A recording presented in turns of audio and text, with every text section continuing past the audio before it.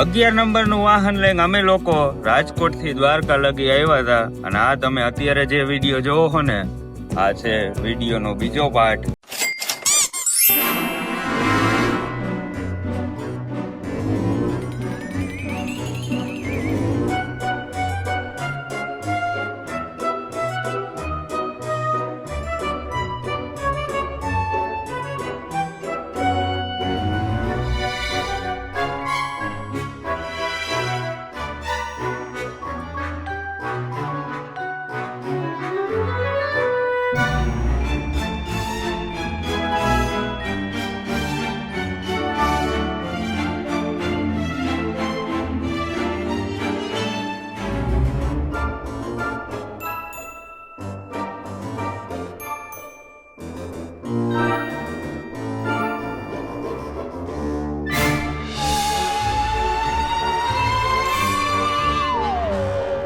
બસો 50 કિલોમીટરનો રૂટ કાપીને પેટમાં માંડ્યા ઉંદેડા દોડવા। હું મારો ભાઈબંધ સારી એવી હોટલમાં બેસી ગયા જમવા। 2 પ્લેટ પાવભાજી મગાવી, જોવામાં તો ટકાટક લાગતી હતી। ભાઈબંધને કીધું કે કર ટેસ્ટ। ભાઈબંધે તો ભાઈ હટાહટી હાથમાં પાવ લઈને કર્યું ટેસ્ટ। ભાઈબંધ કે કાંઈ નો ઘટે હો। 2 છાસના ગ્લાસે મગાવી લીધા ને ભાઈબંધ નાખવા માંડ્યો મસાલો ને એના ગ્લાસમાં મસાલો નાખવા ગયો તે થઈ ગયો ઢગલો અને વળી પાછો માંડ્યો દાંત કાઢવા। દાંત પછી કાઢજે, હવે જાવું છે લાઈટ આવું છે।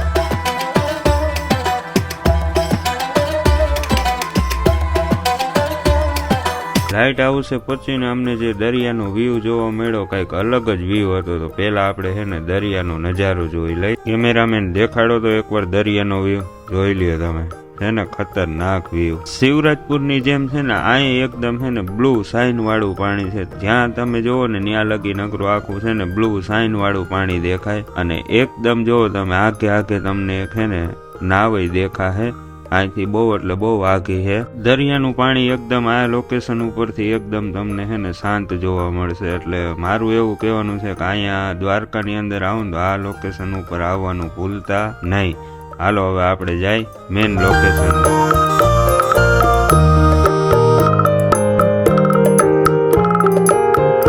લાઇટ હાઉસનો ટાઈમ છે 4 વાગ્યાનો ને અમે આવી ગયા થોડાક વહેલા। તો અત્યારે તો હાલ બંધ છે।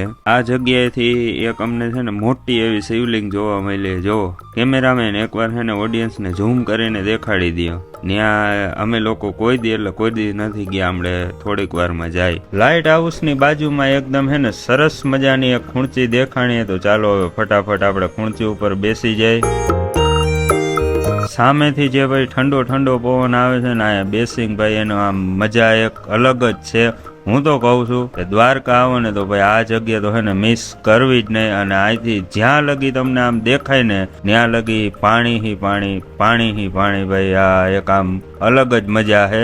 એકદમ શાંત અને ભાઈ એકદમ આમ નેચરલ અને જ્યાં દેખાય ત્યાં લગી પાણી। બાજુમાં જોવો તમે મસ્ત એવું ડાઇનિંગ ટેબલ જેવું મને દેખાઈ ગયું। તો મેં કીધું હાલો હવે અહીં થોડીક વાર બેસી લઈ। હું તો કહું કે ભાઈ નાસ્તો ને એવું કઈ લઈને આવ્યો ને તો અહીંયા મસ્ત એવો નાસ્તો કરવો। એક બાજુ પાછળ આમ દરિયો ને એક બાજુ અહીંયા નાસ્તો કરતા હોય અને ભાઈ સામે લાઇટ હાઉસ હોય, એક આમ અલગ જ એક મોજ થઈ જાય। આ 3 ખૂણિયા વાળા પાણા જોઈને એમ થાય કે ભાઈ આપણે હે ને મુંબઈમાં આવી ગયા। આમ એક થાય કે ભાઈ આમ મરીન ડ્રાઈવ અહીં ઊભા છે। અહીંની જેટલી વાતો કરે ને ભાઈ એટલી હે ને ઓછી છે। હાલો ફટોફટ આપણે હે ને શિવલિંગ બાજુ નીકળી।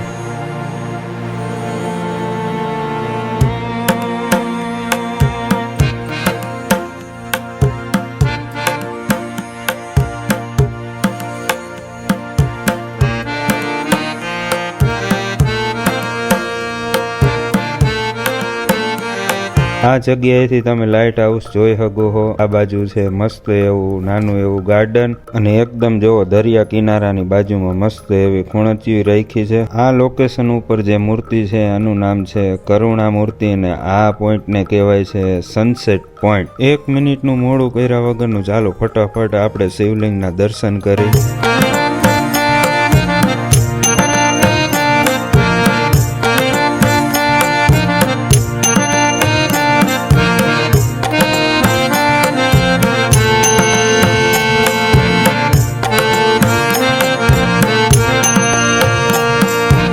મારી પાછળ તમે જે શિવલિંગ જોવો છો ને એને કહેવામાં આવે છે ભડકેશ્વર મહાદેવ, અને અમારે છે ને એકદમ આરામથી દર્શન થઈ ગયા. અને બાજુમાં જે દરિયો છે ને અહીંથી એક અલગ જ એક વ્યૂ પોઈન્ટ તમને જોવા મળશે. હું તો કહું છું કે ભાઈ આ જગ્યાએ છે ને જરૂર વિઝિટ કરજો ને કરજો.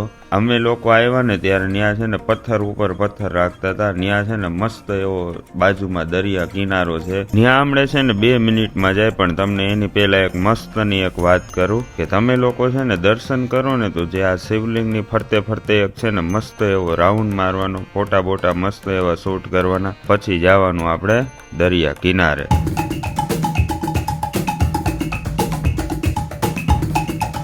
હાલવાનો રસ્તો તમે ખાલી જોવો કેટલો ડેન્જર હે ભાઈ. ધ્યાન અહીંયા આવો ને તો ધ્યાન રાખીને હાલજો, નકર ભાઈ પડી જાઓ ને તો ખોટા પાણાને લાગી જાય. આ જે પાણા રહ્યા ને એમાં છે ને તમારે ખાસ ધ્યાન રાખવાનું. આમાં છે ને નાના મોટા હે ને દુનિયાના કરચલા. કદાચ તમને મોબાઈલની અંદર તમને નહીં દેખાય, પણ અહીંયા હકીકતની અંદર છે ને ભાઈ પગમાં ચોટી ગયા હોય ને તો ખોટા હે ને ધંધે લાગી જાય. એટલે બહુ ખાસ ધ્યાન રાખજો. શિવાભાઈને જડી ગયો ફૂગો.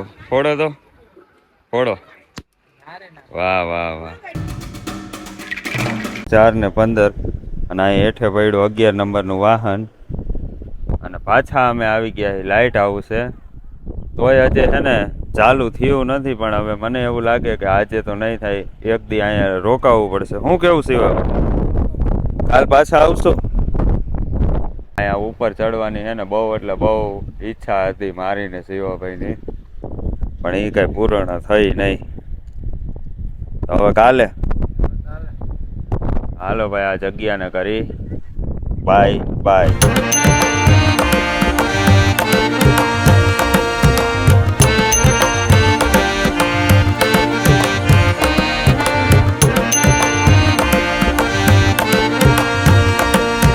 હું ને શિવાભાઈ અત્યારે કેવી જગ્યાએ બેઠા તમે ખાલી જોવો, જોઈ લ્યો. હા શું કરે શિવા? હે હા જો માછલા પકડે. જો મામાએ પકડી લીધા છે, હવે શું કરે એ તો ભગવાન જાણે, પણ હવે આમાં અંદર લઈ ગયા છે. હવે જે કરે આપણે હાલો માછલાને લોટ નાખી દે. મેં ને શિવાભાઈ લઈ લીધા છે આવા લોટના વાટકા. તો આ ભાઈ માછલા જોઈને થઈ ગયું કે થોડુંક લોટ નાખી દે.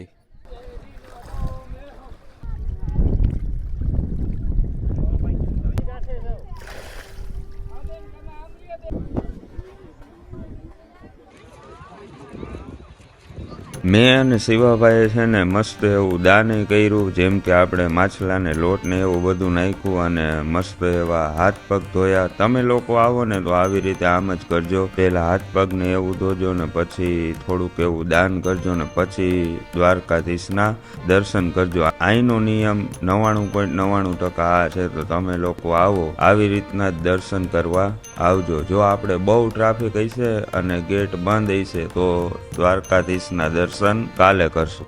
ફૂલ ને ખીચો ખીચ ટ્રાફિક થઈ ગઈ. તો હું શિવાભાઈ બે હાલતા થઈ ગયા હે. અને ભાઈ નોનસ્ટોપ હમણાંથી ને ભાઈ 2 દીથી ઉજાગરો અને એક પ્રકારનો ભાઈ માનસિક થાક ન પૂછો એની વાત.